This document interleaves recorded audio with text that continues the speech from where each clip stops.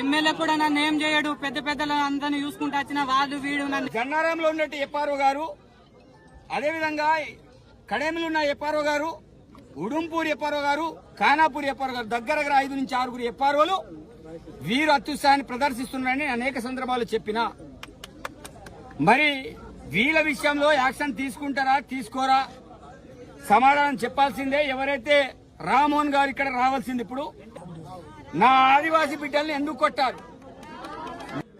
నేను అల్లాటప్ప ఎమ్మెల్యేని కాదు, నేను ఉద్యమాల నుంచి ఉద్యమాలు చేసి వచ్చిన.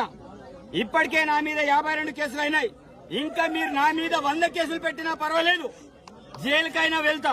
पीसीएफ अभी बात करने दो, 2 मिनट में बात कर दो, विद इन 2 मिनट से यहाँ पे पूरे को काले करने लगा तो, नहीं तो मैं भी नहीं यहाँ से नहीं जाऊंगा।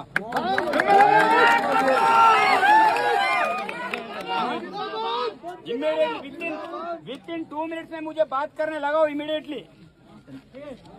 ఇప్పుడే ఇస్తున్నాను sir. 1 second. Shantaram sir, CF గారు. చెప్పండి సార్. ఇటు వినండి, అవన్నీ కాదు. మీరు ఇప్పుడు ఏం చేస్తారు చెప్పండి. ఇప్పుడు లక్ష్మీనారాయణ మీరు ఏం చేస్తారు? ఇమీడియట్లీ ఏం యాక్షన్ తీసుకుంటారు?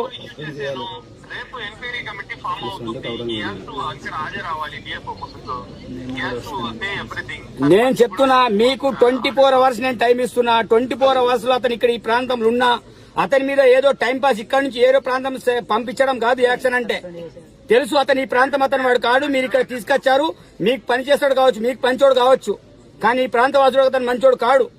ఇక్కడైనా జనరం వాడైనా, ఉడుంపూర్ అయినా, అదేవిధంగా కడేమైనా, ఖానాపూర్ అయినా